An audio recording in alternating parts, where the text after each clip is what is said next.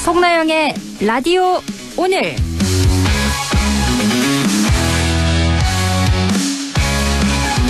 여러분 안녕하십니까? 송나영입니다. 오늘 국내 증시가 장중 코스피 3,000선을 회복하며 다시 한번 주식 투자 전성시대에 대한 기대감을 높였습니다. 코스피가 이른바 3,000피를 되찾은 건 3년 5개월여 만입니다. 2022년 1월 3일 이후 처음인데요. 최근 인공지능 산업 성장과 삼성전자, SK하이닉스 등 주요 기업의 주가 상승이 반전을 이끌었고 여기에 정부의 밸류업 프로그램 추진과 외국인 투자자들의 바이 코리아 전환이 힘을 보탰습니다. 특히 코스피 5천 시대를 공약했던 이재명 대통령 당선 이후 허니문 랠리가 이어지고 있는데요. 코리아 디스카운트 해소를 위한 개정과 세제 개편도 예고했죠. 다만 미국발 관세 리스크와 중동 지정학적 위기 등 여전히 불안 요소가 남아있습니다. 과연 우리 증시가 3,000피를 넘어 새로운 역사를 쓸지 기대가 높아지고 있습니다. 안동문화방송 라디오 오늘 광고 듣고 시작합니다.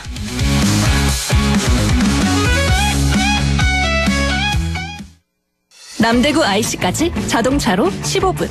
대형 물류와 상류시설로 다양한 업종 입주가 가능한 영호남 물류클러스터. 서울, 대전, 대구, 부산 찍고 광주까지. 동고령 IC 물류단지. 입주문의 054-956-7241. 시행 주식회사 미래산업개발. 인간은 주로 먹는다. 탄수화물, 단백질, 지방.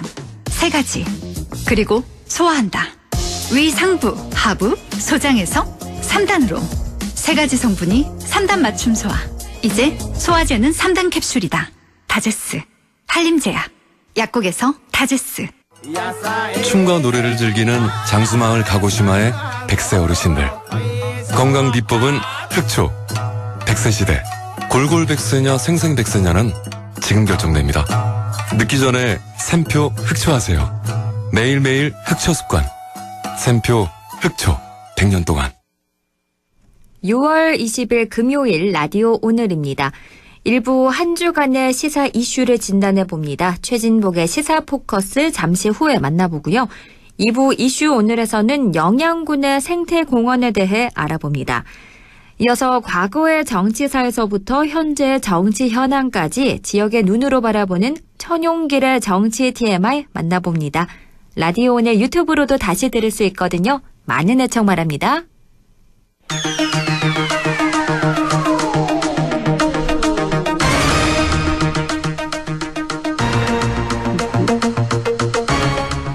최진봉의 시사 포커스 성공회대 최진봉 교수와 함께합니다. 교수님 안녕하십니까? 네, 안녕하십니까? 방송통신위원회 국정기획위원회 업무 보고가 있었는데요. 네. 윤석열 전 정부 체제에서 꾸려진 지도부를 질타하다가 보고를 1시간 반 만에 중단시켰습니다. 어떤 문제 네. 때문이었나요? 왜 그랬냐면 방심위에서도 참석을 했거든요. 네. 방심위가 사실 이제 심의를 해서 어떤 징계를 내리면 실제 집행하는 것은 방통입니다.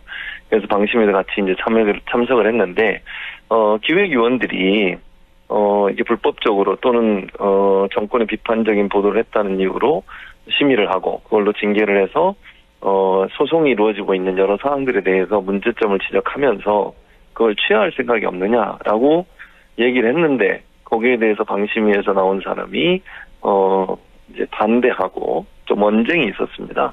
그래서 이제 기획위원들이 더 이상 받을 수 없다. 보고를. 그래서 보고가 중단이 됐고요. 잘 아시는 것처럼 윤석열 정권에서 방심위가 정치적 심의를 했다는 비판이 많았고 실질적으로 법원에서 계속 패소를 했거든요. 그 네. 벌점 내린 거, 징계 내린 게 다 잘못됐다고 취소 소송에서 다 패소를 했는데 그럼에도 불구하고 방심위 직원이 그런 태도와 행동을 보였다는 것은 대단히 잘못된 판단이라 생각이 들고 그것 때문에 결국 기획의원들이 더 이상 보고를 받을 수 없다라고 해서 보고가 중단이 된 겁니다.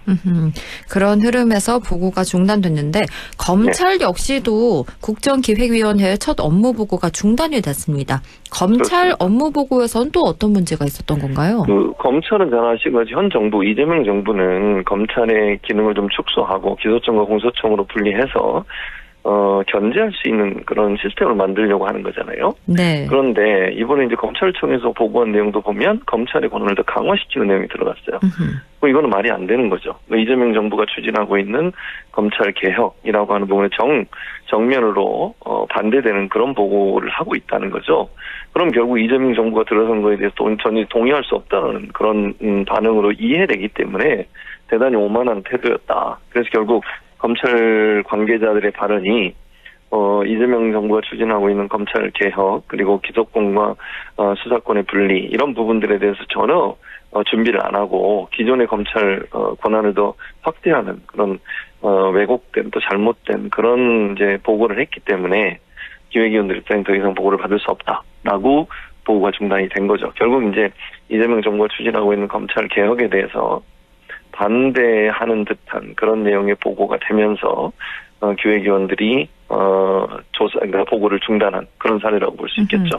예, 수사권과 기소권 분리가 이 대통령의 핵심 공약인데 이게 없다라는 건데 그런데 일각에서는 검찰청 폐지 같은 공약을 어차피 입법 사항인데 집행기관인 검찰이 이행 계획을 만들 수는 없지 않냐 이런 불만도 나오고 있거든요. 이건 어떻게 보십니까? 저는 이렇게 생각해요. 검찰이 이제 그런 부분들을 예컨대 이번에 보고한 내용을 보면 검찰의 권한을 더 강화시키는 거거든요.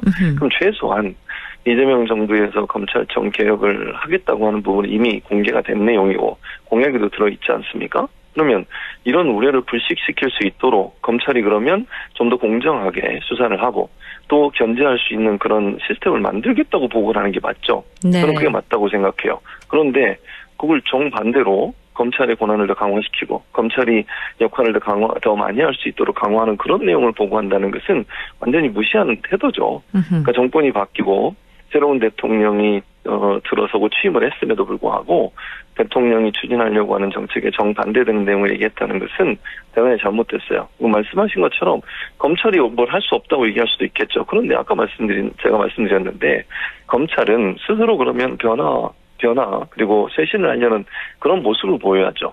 그래야 새로운 정부에서도 어느 정도 하다가 받아들이기도 하든지 아니면 일정 부분 수용해서 검찰청 개혁에 참고를 할 수 있겠죠. 그런데 그런 부분이 전혀 포함되지 않고 도리어 정반대의 보고를 한다? 그건 새로운 정부에 대한 상당히 무시하는 듯한 태도로 보여질 수 있어서 그런 행동으로 보고하고 그런 내용으로 보고하는 것은 타당하지 않다고 생각합니다. 특검법 얘기를 좀 해볼게요. 내란, 김건희, 최상병 이른바 3대 특검의 움직임이 빨라지고 있습니다. 다음 주부터 본격적인 수사에 돌입할 거란 전망이 나오고 있는데 그런데 이 와중에 김건희 씨의 통화 녹취가 추가로 등장하면서 수사가 활기를 띠고 있는데요. 앞으로 어떤 방향으로 흘러갈까요? 저는 이제 이런 결과, 지금 현재는 김건희 씨가 개입하지 않았다고 해서 무혐의 처분을 했잖아요, 검찰이. 네. 그런데 지금 녹취록의 내용을 보면 김건희 씨가 이미 알고 있었을 가능성. 즉, 이제 BP 패밀리라고 불러지는 블랙펄 인베스트라고 하는 회사에 투자를 맡기면서, 거기서 투자를 하면서 일정 부분 주가 조작이 이루어졌던 것을 인식했을 가능성이 지금 나오는 대목이죠. 지금까지는 그런 증거가 없어가지고, 왜냐면, 통정 매매라고 그래서요. 판결문에 그게 나오는데, 네.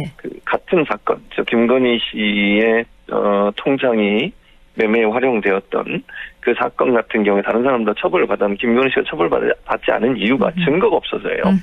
그러니까 그런 정황은 충분히 있다. 왜냐면 7초 만에 매도를 했거든요. 그러니까 어떤 사람이 전화해서 7초 만에 매도를 했다면 짜고서 매도를 했을 가능성이 있는데 그 정확한 증거가 없었어요. 그래서 결국 무혐의 처분을 했다라고 검찰이 주장을 했는데 이번에 증거가 나온 거 아니겠습니까? 그럼 이제 검찰이 그런 무혐의 처분이 잘못됐다고 하는 것이 증명될 수 있기 때문에 특검에서 이 부분을 더 수사하게 되면 검찰이 봐주기 위해서, 즉 김건희 씨 관련해서는 뭔가 처벌을 안 하고 무혐의를 하기 위해서 일부러 그런 부분들을 좀 그냥 넘어간 게 아닌가, 제대로 수사를 하지 않은 게 아닌가, 이런 주장을 뒷받침하는 자료라고 볼 수 있죠. 그래서 이 녹취록은 김건희 특검 관련해서는 주가 조작이 일정 부분 김건희 씨가 인식하고 있었을 가능성을 증명해 줄 수 있기 때문에 네. 김건희 씨한테는 상당히 부정적인 그런 내용의 증거라고 볼 수 있겠죠. 그렇죠. 이번 특검에는 도이치모터스 주가 조작 부실 수사 의혹도 수사 대상에 포함이 됐는데 이 와중에 김건희 씨가 우울증으로 병원에 입원을 했거든요. 특검 수사의 변수가 될까요? 저는 뭐 큰 변수가 될 거라고 보지 않아요. 왜냐면 이제 물론 지금 말씀하신 것처럼 김건희 씨가 갑자기 입원을 하는 바람에 의혹은 이런 게 있죠. 수사를 피하기 위해서. 왜냐면 3번의 소환 요구를 다 불응을 했거든요. 네. 그런데 그 불응하면서 13일인가 2차 소환인가 제가 기억하기로 그 소환에서 어느 정도 검찰과 얘기가 됐다고 하더라고요. 그런데 갑자기 또 응하지 않았어요. 그러니까 뭐 언제쯤 나가겠다라는 얘기가 됐는데 갑자기 소환에 불응을 하면서 문제가 발생했는데 그거 자체가 결국은 김건희 씨가 일부러 입원을 해서 수사를 좀 지연시키거나 소환에 응하지 않으려는 이유를 만드는 게 아닌가 이런 비판이 있을 수밖에 없고 다만 특검이 그렇다고 해서 그럼 김건희 씨 소환을 계속 미룰 거냐 그건 아니라고 봅니다. 네. 어느 정도 시간이 지나면 치료가 될 것이고 또 필요하다면 직접 찾아가서 조사를 할 수도 있고요. 계속 불응을 하면 강제 소환도 할 수 있다고 봐요. 그래서 입원했기 때문에 뭐 소환이 안 되거나 수사가 지지부진하거나 문제가 발생할 가능성은 낮다고 보고 기본적으로 특검은 원칙대로 수사를 할 거기 때문에 김건희 씨 관련해서는 그런 입원이 크게 영향을 미칠 가능성은 낮다고 봅니다. 그렇군요. 그런데 입원을 두고도 논란이 있는 게 우울증이라며 아산병원에 입원을 했는데 여기가 일반인은 병실 잡기가 어렵다 이렇게 알려진 곳이에요. 특혜 아니냐 이런 지적이 나오고 있어요. 그렇죠. 그런 지적이 나오죠. 물론 뭐 특혜인지 아닌지는 우리가 확인 안 되지만 일반인들도 사실은 VIP 병동에 돈을 하루에 이건 그냥 통상적으로 나오는 언론 보도던데 하루에 100만 원 정도 낸다고 하더라고요. 근데 그 돈을 내더라도 아무나 들어갈 수 있는 것이 아니래요. 왜냐면 입원하려고 하는 사람 쭉 대기하고 있잖아요. 네. 근데 갑자기 이렇게 우울증으로 정말로 급한 암 환자든지 총각을 다투는 그런 질병에 고통받고 있는 분들이 들어가기도 상당히 어렵고 대기를 계속하고 있는 상황에서 김건희 씨는 어떻게 이렇게 쉽게 그냥 입원이 되느냐. 이런 논란이 있을 수밖에 없죠. 물론 거기에 정말 비리나 부정이 있었는지는 알 수는 없지만 지금의 상황으로 보면 의료 대란 때문에 입원하기가 너무 힘든 상황에서 김건희 씨가 특혜를 받는 게 아니냐 이런 비판이 있을 수밖에 없고요. 그렇게 일반인들이 만약 입원하고 싶다고 아무 데나 가서 입원하고 아무 때나 들어갈 수 있고 이런 게 아니지 않습니까? 네. 그렇다고 하면 김건희 씨가 이렇게 쉽게 입원을 하고 VIP 병동에 들어갈 수 있었던 것은 뭔가 특혜가 있었던 게 아니냐는 비판 또는 의혹을 자초하는 꼴이었다 이렇게 보여집니다. 네, 일단 다음 주부터 본격적인 수사에 돌입할 전망이니까요. 어떻게 흘러갈지 지켜봐야겠고요. 저희가 국민의힘 얘기도 해볼게요. 국민의힘 송원석 새 원내대표가 선출 사흘 만에 원내 지도부를 구성했는데 유상범 의원, 김은혜 의원이 원내 수석 부대표가 됐습니다. 탕평 인사를 강조했던 송 원내대표인데 과연 탕평 인사를 할 수 있을까요? 아니죠. 그게 어떻게 탕평 인사입니까? 지금 네. 두 분 다 친윤계예요. 친윤으로 그렇죠. 불리는 분들을 원내 지도부에 임명을 했는데 어떻게 이게 탕평입니까? 다시 친윤으로 가겠다는 거죠. 도로 친윤이라고밖에 볼 수 없고요. 이거는 정말 대놓고 노골적으로 친윤 그룹이 다시 당을 장악하겠다고 하는 의지를 보여준 거라고 생각해요. 저는 당내 화합에 찬물을 끼얹는 행동이고요. 국민들이 볼 때도 국민의힘이 아직도 정신을 못 차렸구나 이런 비판을 피할 수 없을 거라고 생각합니다. 탕평 인사를 하려면 탄핵에 찬성했던 분들 또 친한계로 불려지는 분들 이런 분들을 좀 영입을 해야 되는 거 아니에요? 지금 원내 지도부에 들어온 분들을 보면 그런 분들은 거의 없어요. 다 탄핵에 반대하거나 윤석열 전 대통령에 대해서 지지를 보냈던 탄핵 과정 그다음 비상계엄 사태에서 그런 분들이 들어가는데 어떻게 이게 탕평 인사가 되겠습니까? 그렇죠. 저는 국민들이 볼 때 이건 정말 잘못된 인사다 그렇게 판단할 거라고 생각합니다. 국민의힘은 또 오늘 김민석 총리 후보자에 대한 공세를 이어갔는데 여러 논란이 있습니다. 김 후보자가 최근 5년간 공식적으로 번 돈이 5억여 원인데 쓴 돈이 약 13억 원이다. 수입을 숨겼다. 이런 의혹이 제기되고 있는데 사실 이게 일반 국민들이 납득하기는 어렵잖아요. 그렇죠. 근데 오늘 이제 제가 김민석 후보자하고 아까 오후에 다른 방송에 출연해서 제가 얘기를 들었는데 네. 김민석 후보자가 4번 정도의 경조사가 있었다 하더라고요. 어허. 2번의 이제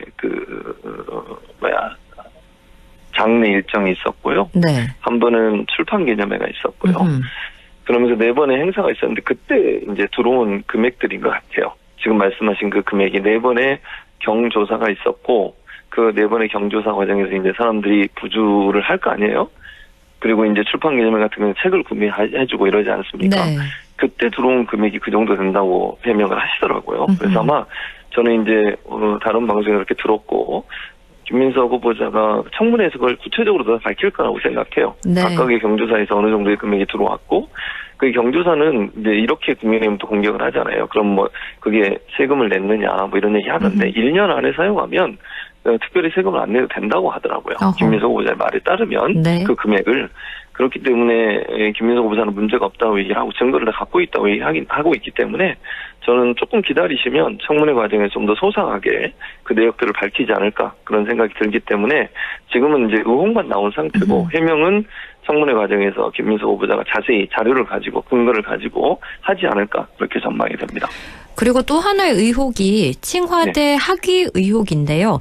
어제 후보자가 엑셀로 정리한 출입국 기록을 공개를 하긴 했는데 사실 이걸 출입국 사무소에서 허가받은 자료를 공개하면 되는 건데 왜 이걸 공개하지 않고 있는 걸까요? 왜냐하면 그 사이에 지금 이제 몇 년 동안의 출입국 관리 기록이잖아요. 네. 이게 하나를 전체를 다 내면 받은 내용은 엄청 양이 많대요. 그것도 김민석 후보자한테 제가 들은 얘기인데 그래서 이거를 중국에 특히 이제 칭화대에 갔던 날만 정리해서 엑셀로 만든 거라는 거예요. 그러니까 전체를 다 내면 워낙 많아서 분류하기가 힘들다. 그래서 본인이 분류해서 낸 거다. 근데 뭐 예를 들면 그러면 이렇게 제가 물어볼게요. 국민의힘 의원들이 그 문제를 삼으면 그러면 거기에 있는 내용들이 거짓이거나 아니면 학교를 가는 것과 관계없는 것을 냈거나 또는 학교를 갔다는 걸 증명할 수 없는 내용이거나 이런 건 문제를 제기할 수 있죠. 그런데 청와대를 가고 중국을 방문했던 그 일정들을 쭉 정리해서 냈는데 그게 문제가 없다면 더 이상 문제를 삼으면 안 되는 거 아닙니까? 그럼 왜 실제 학교 다니는 것과 관계없는 외국에 왔다 갔다 하는 거 모든 걸 내야 되는 거예요? 그건 아니잖아요. 지금 문제를 삼은 건 청와대에 제대로 가서 공부를 했느냐의 문제이고 그 공부를 했다는 증명이 되는 자료를 냈다고 하면 그 자료에 문제가 있다면 문제를 제기할 수 있지만 왜 원본 그대로 안 됐냐라고 얘기하는 것은 그건 지나친 정치 공세다 그렇게 봅니다. 어허. 그러면 대통령실은 사실상 후보 교체는 없다는 입장이죠? 네, 현재로서는 후보 교체는 없고요. 지금까지 나온 정황이나 해명을 들어보면 크게 문제가 될 수 있는 사안은 아니라고 봅니다. 그래서 네. 제가 볼 때는 청문회 과정에 소명이 다 될 것이고 대통령실 입장에서는 김민석 후보자의 해명 자체가 설득력이 있다고 봐서 더 이상 영향을 미치지 않을 것으로 이렇게 판단하고 있습니다. 다음 주 화요일 수요일에 열릴 김민석 총리 후보자 인사청문회 한번 지켜봐야겠고요. 그리고 오는 일요일이죠. 이재명 대통령이 여야 지도부와 오찬을 겸한 회동을 하는데 이 자리에서 어떤 얘기가 오갈까요? 아무래도 이제 추경 얘기를 많이 할 것 같고요. 그리고 아무래도 이제 협치를 정리하자고 얘기할 것 같아요. 이재명 대통령께서. 한번 만나는 거 끝내지 말고 주기적으로 우리 만나자. 대화해보자. 이런 얘기를 할 것 같고 국민의힘에게도 어쨌든 의견을 듣는 기회를 가질 거고요.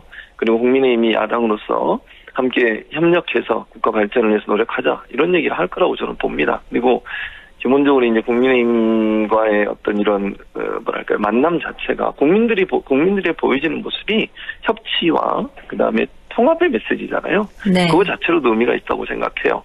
윤석열 전 대통령 기억하시잖아요. 뭐 이재명 대표가 당시 대표였는데 만나지 않잖아요. 그렇죠. 만나지 않을 거지 한참 있다 만났거든요. 어쩔 수 없이 그것도 코너에 몰리니까. 그러니까 이런 모습보다는 이재명 대통령처럼 뭐 빨리 만나자. 뭐 오래 기다릴 필요 있나? 이러면서 빨리 만났거든요. 이런 모습이 결국은 야당과 협치하겠다는 대통령의 의중을 잘 반영하는 그런 만남이다 이렇게 생각합니다. 네, 이렇게 오늘도 정치권 이야기 이모저모 나눠봤습니다. 지금까지 최진봉의 시사포커스 성공회대 최진봉 교수와 함께했습니다. 고맙습니다. 네, 감사합니다. 라디오는 2부에서 뵙겠습니다.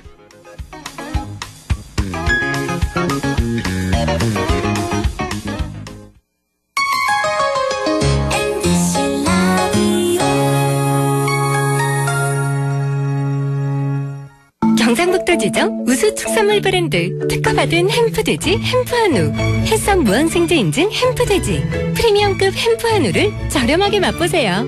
대형 주차장과 70명 단체석까지. 경북도청 신도시 햄프돼지 햄프한우타운 5월 7일 오픈 054-653-6000번. 바이오 백신 전문가, 나도 될 수 있을까? 안동과학대학교에서 지역선을 변개 바이오 백신 인력 양성 과정 교육생을 모집합니다. 만 18세에서 39세 이하, 안동에 거주 중이거나 안동시 교육기관 졸업생 또는 졸업 예정자라면 누구나 지원 가능합니다. 교육비는 전액 무료! 게다가 매달 교육지원금도 지원해드립니다. 자세한 사항은 안동과학대학교 홈페이지 한백광장 공지사항을 확인해보세요. 문의는 054-851-3691, 054-851-3691번으로 문의 바랍니다. 여러분의 많은 관심과 참여 기다립니다. 아, 땡긴다 땡겨. 매콤 새콤 달콤한 맛. 무침에는 역시 땡기네 가오리. 장례식장 등 각종 대소사 최고의 인기 메뉴 땡기네 가오리. 물이 생기지 않아 언제 어디서든 포장 배달 택배 모두 가능한 안동 땡기네 가오리. 054-852-4988. 경북 4대 도시가 똘똘 뭉쳤다. 안동, 영주, 문경, 상주. LG 베스트샵 상반기 마감 세일. 할인도 혜택도 쿨하게. 지금이 딱 에어컨 득템 찬스. 6월 13일부터 6월 30일까지 LG 베스트샵 안동 본점, 영주점, 문경점, 상주점에서 만나요. 광복 80년. 도움이 필요한 곳에 손을 내미는 사람. 그 마음이 오늘의 유관순입니다. 편견 없는 세상을 위해 힘을 보태는 사람. 그 뜻이 오늘의 김구입니다. 소외된 이웃을 위해 고단함을 잇는 사람. 그 헌신이 오늘의 안중근입니다. 시대는 달라도 위대한 마음은 이어지고 있습니다. 다른 시대 같은 마음, 마음은 이어집니다. 그렇게 대한민국의 미래를 이어갑니다. 공익광고 협의회. 100.1 MBC 라디오 6시 26분 49초 지나고 있네요. 이슈 오늘입니다. 반딧불이와 아름다운 밤하늘로 너무나도 유명한 곳이죠. 여름철 휴가지로도 많은 사랑을 받고 있는 곳인데요. 영양군 생태공원사업소 권도원 소장 연결해 자세히 이야기 나눠봅니다. 소장님 안녕하십니까? 예, 안녕하세요. 영양군 생태공원사업소장 권도원입니다. 네, 영양군이 반딧불이와 밤하늘을 주제로 하는 생태관광지로 각광받고 있는데요. 영양군 생태공원은 어떤 곳인가요? 예, 영양군 생태공원사업소는 2015년에 아시아 최초 지정된 국제 밤하늘 보호공원 안에 위치하고 있으며 하늘에는 은하수가 땅에는 수화 계곡이 흐르는 청정지역으로 청소년 수련원과 펜션, 캠핑장, 전문대, 반딧불이 생태숲을 운영하고 있습니다. 그렇군요. 영양군이 아시아 최초로 국제 밤하늘 보호공원으로 지정된 게 벌써 10년이나 됐습니다. 이 지정이 영양군에 어떤 변화를 가져왔을까요? 예, 많은 변화가 있었는데요. 네. 그중에서 밤하늘 보호공원에서 맨눈으로 천체를 관측할 수 있도록 빛경의 저감을 위해 가로등과 같은 조명시설을 정비하고 있으며 전국에서 가장 맑은 밤하늘이 홍보가 돼서 방문객들이 매년 증가하고 있습니다. 그렇군요. 그리고 한 가지 눈에 띄던 게 영양군의 반딧불이가 일반 반딧불이가 아니라 늪 반딧불이라는 아주 특별한 종이라 하더라고요. 이게 어떻게 다른 건가요? 네, 일반적으로 말하는 반딧불이는 애반딧불이로 5월과 6월에 주로 활동을 하지만은 네. 저희 영양군에서 서식하는 늪반딧불이는 8월 말과 9월 초순에 활발히 활동합니다. 늪반딧불이는 반딧불이 중에 가장 크고요. 네. 사람 근처까지 날아오는 특성이 있습니다. 늪반딧불이를 관찰하기 좋은 초가을이 되면은 반딧불이 축제도 개최하니 많은 관심 부탁드립니다. 반딧불이를 관측하는 게 그렇게나 어렵다고 하는데 그중에서도 사람들 근처까지 날아온다고 하니까요. 늦반딧불이 보러 가면 참 좋을 것 같고요. 그리고 여름철 이 휴가철을 맞아서 많은 분들이 생태공원을 찾으실 것 같아요. 반딧불이와 함께 또 별 관측을 위해서 반딧불이 천문대 찾으시는 분들도 많으신데요. 여기에 가면 밤하늘 별도 관찰하고 또 해설도 들을 수 있다고요? 네. 천문대는 현장 몇 회로 운영하고 있습니다. 성인 4,000원, 청소년 3,000원, 저렴한 가격으로 밤하늘을 관찰하고 별에 관한 해설도 들으실 수 있습니다. 그리고 네. 운영 시간은 저녁 7시 30분부터 밤 10시까지 운영하고 있습니다. 늦은 시간까지 운영을 하네요. 저녁 10시 30분까지 운영을 한다는 점 참고해 주시면 좋겠고요. 그리고 여기 인근에 수하계곡도 여름철마다 피서객이 정말 많이 찾는 곳이잖아요. 여기에서는 시원한 계곡에서 쏟아지는 은하수를 관찰하는 그 낭만을 즐길 수 있다고요? 예, 매년 여름이 되면은 물놀이 시설을 설치해서 수하계곡 맑은 물을 활용한 천연 강 수영장을 운영하고 있습니다. 낮에는 맑은 물 계곡에서 물놀이를 즐기시고 밤에는 캠핑장에서 은하수를 즐길 수 있는 곳이 청소년 수련장 캠핑장이 되겠습니다. 그렇군요. 가볼 곳이 정말 많습니다. 또 영양군이 생태공원만 아니라 여름 휴가철에 가볼 만한 곳이 정말 많다고 하던데 몇 군데 추천을 좀 해주실까요? 예, 딱 추천하고 싶은 곳이 있는데요. 네. 수비면 주파리에 있는 자작나무 숲을 추천합니다. 자작나무 숲이요? 예, 자작나무의 하얀 숲이와 푸른 잎사귀의 조화가 여름이면은 절정을 이루게 됩니다. 기온도 보통 3도 정도 낮아서 자연 속에서 산책하고 산림욕을 즐기기에 최적의 명소라고 생각합니다. 오늘 방송을 듣고 영양군을 휴가철에 가지 않을까 생각이 드는데요. 끝으로 이번 여름 휴가철을 맞아서 영양군을 찾아오실 분들께 마지막 한마디 해주실까요? 예, 최근 발생한 경북 지역 대형 산불 피해로 우리 영양군을 포함해 많은 자치단체들이 현재 어려움을 많이 겪고 있습니다. 네. 요즘에 흔히들 산불 피해 지역을 찾는 건 여행이 아니라 기부라고 하시던데요. 우리 지역에 참 맞는 말이라고 생각합니다. 이번 여름에는 영양군에서 몸도 힐링하시고 어려운 지역을 도왔다는 자부심도 가져가실 수 있는 몸도 마음도 충전하는 여름 휴가가 되시길 기원합니다. 감사합니다. 네, 여행이 곧 기부다 이런 말 하죠. 여름 휴가철을 맞아서 영양군 생태공원 사업소에서 반딧불이와 또 밤하늘의 별까지 함께 즐겨보시면 좋겠습니다. 지금까지 영양군 생태공원 사업소 권도원 소장 연결해 이야기 나눴습니다. 고맙습니다. 예, 감사합니다. 라디오 오늘에서는 청취자 여러분의 참여를 기다리고 있습니다. 우리 지역에서 발생한 사건 사고 소식이나 함께 토론하고 싶은 내용을 안동 MBC 홈페이지 라디오 오늘 게시판에 올려주시기 바랍니다. 전화와 문자 참여도 하실 수 있습니다. 전화는 851국에 7191번, 문자는 샵 0913번으로 보내주시면 됩니다. 문자는 단문 50원, 장문 100원의 정보 이용료가 있습니다. 여러분의 많은 참여 바랍니다.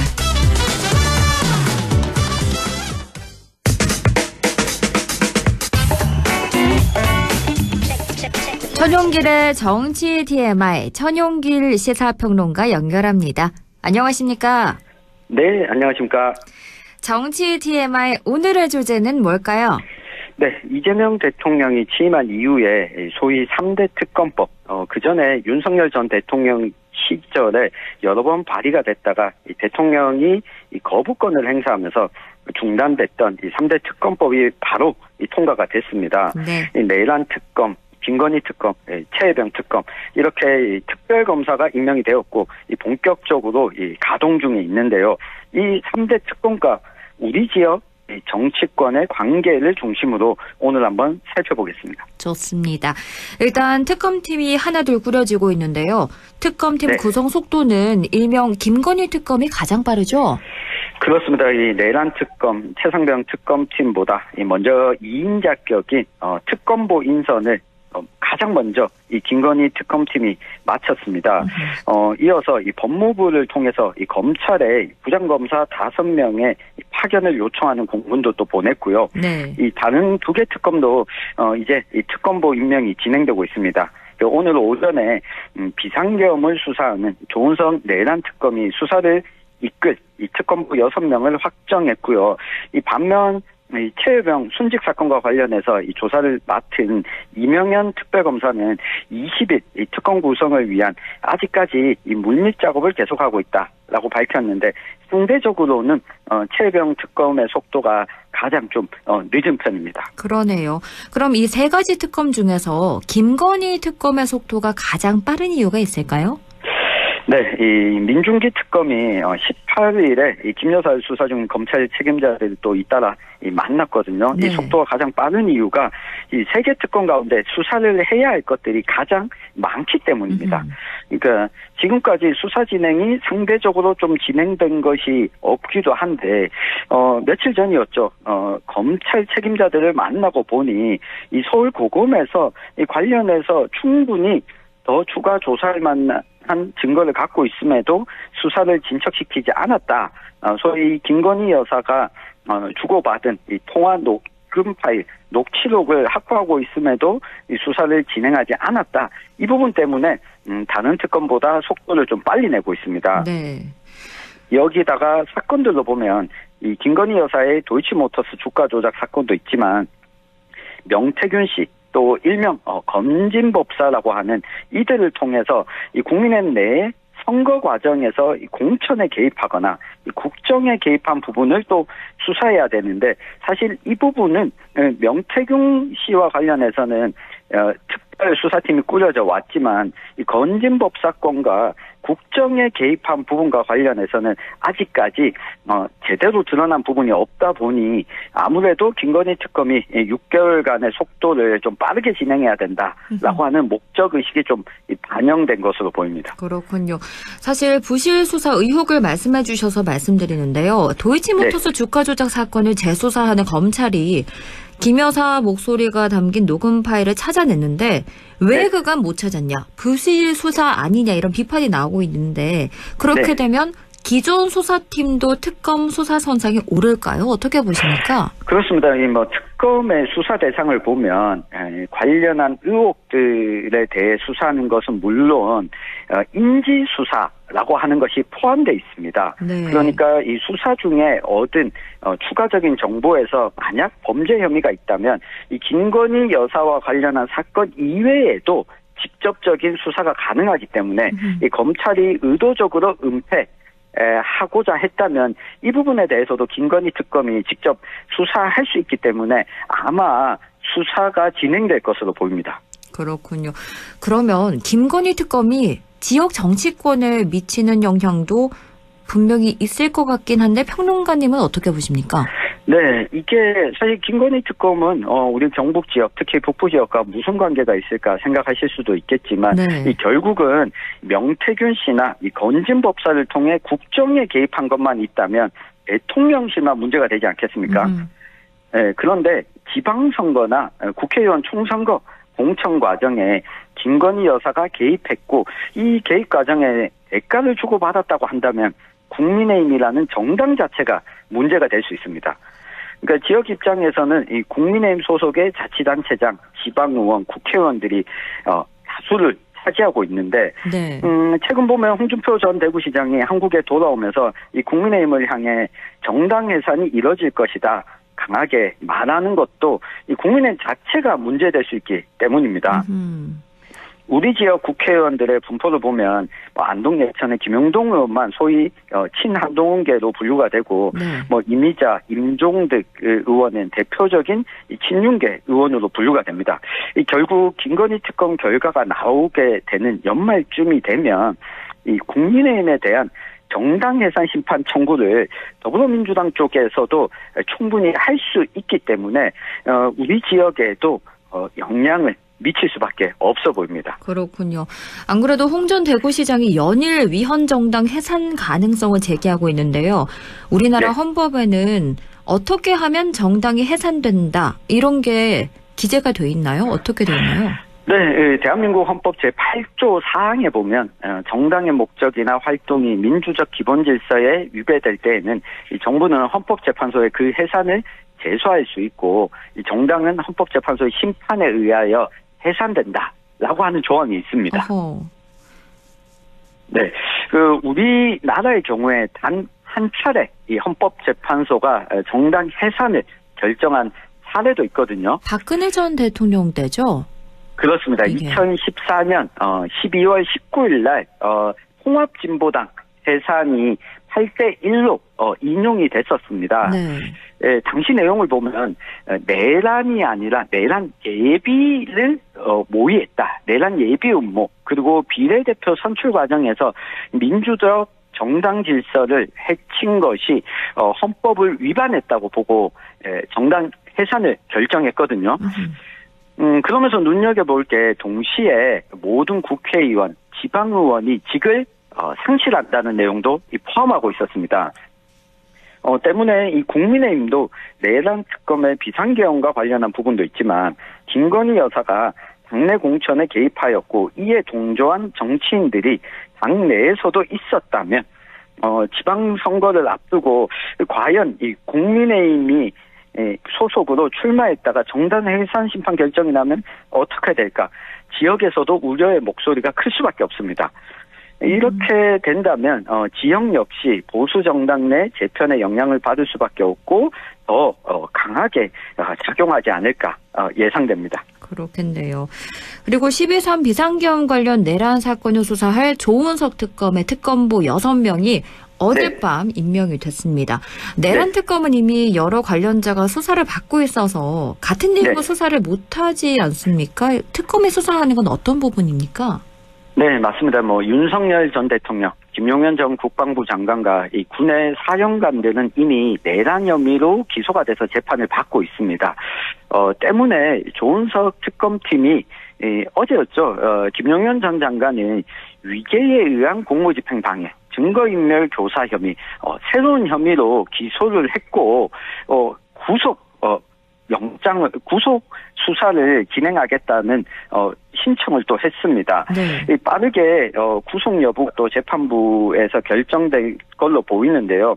이걸 보면 내란 혐의 그 자체뿐만 아니라 관련한 넓은 행위가 또 수사 대상이 됐습니다. 그 중에서도 눈여겨볼 만한 부분이 국회를 통제하거나 봉쇄하는데 어떤 역할을 하였느냐, 이것에 대한 수사가 있고요.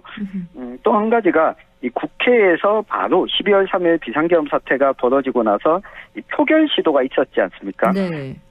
당시 이 표결을 방해하고자 하는 시도가 있었느냐, 이게 또 수사 대상이고요.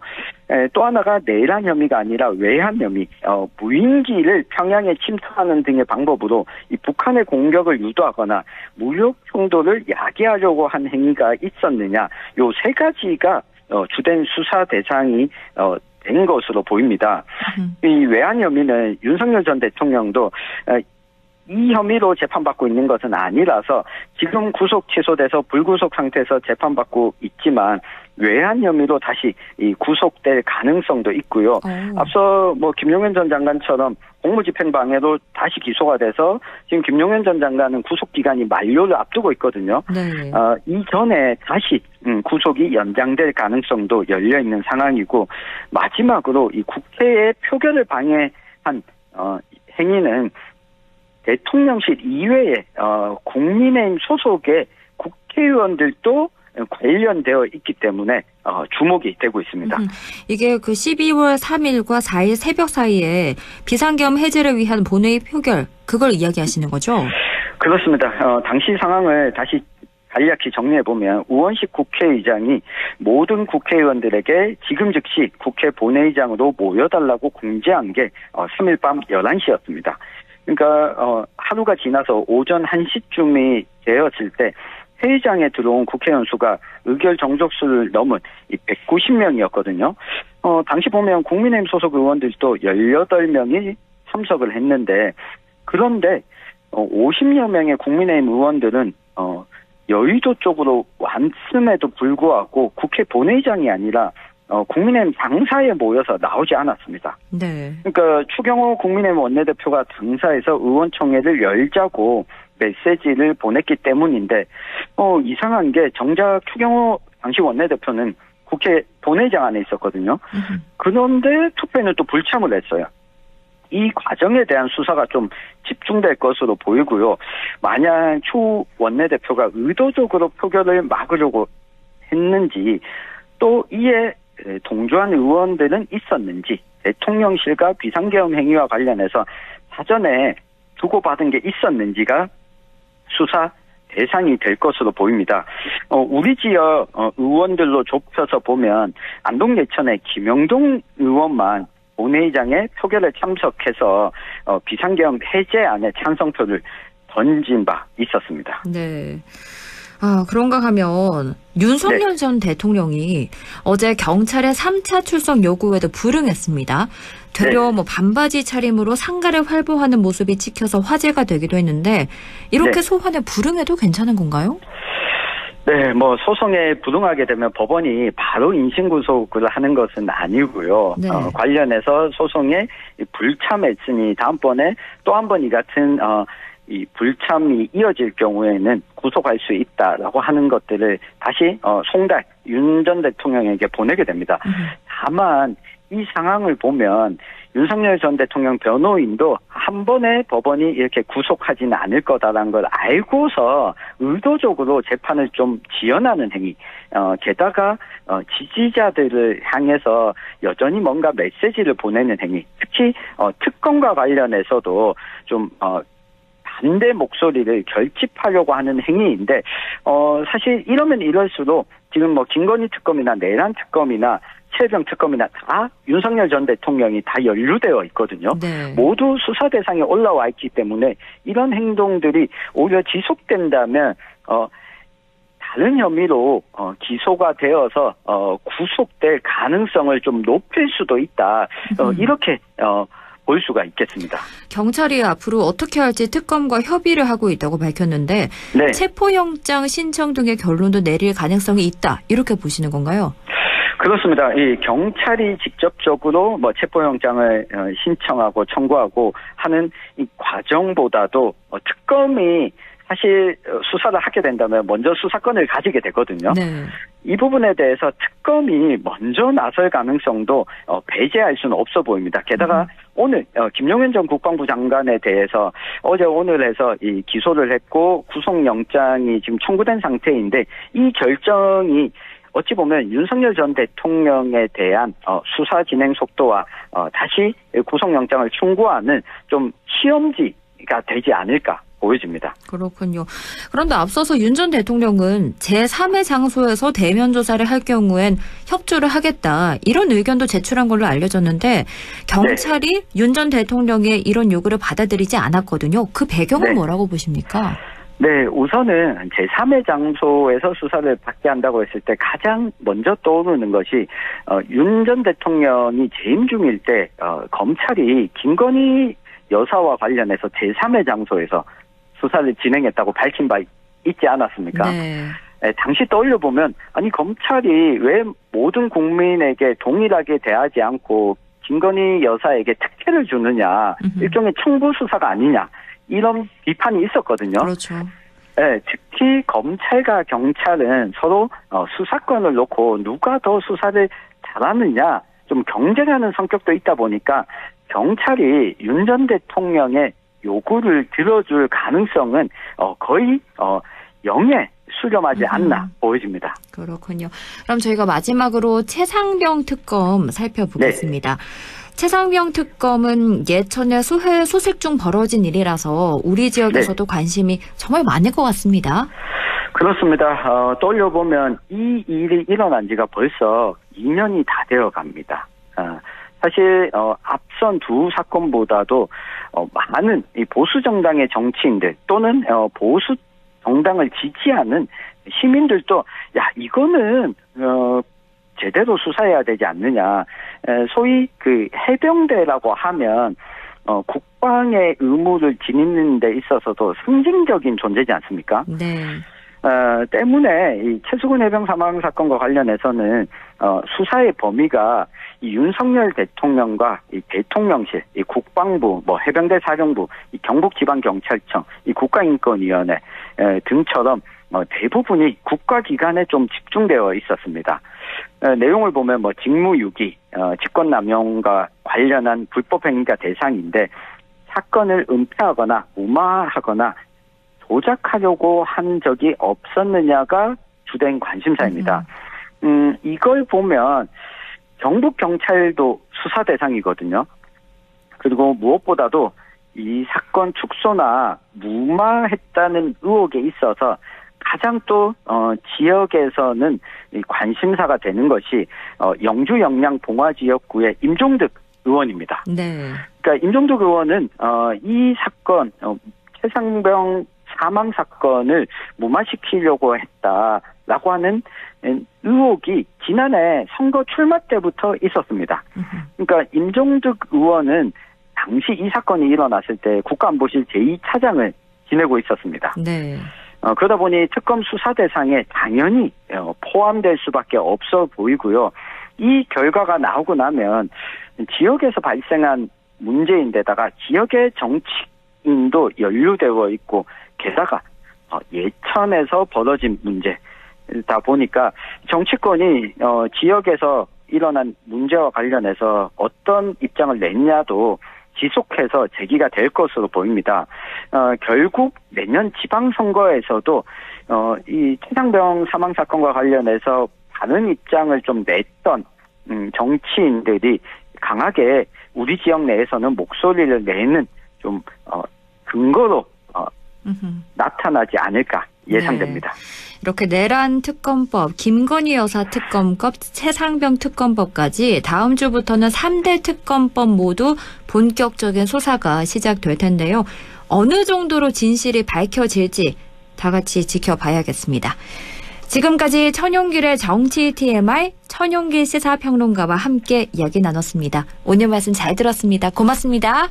감사합니다.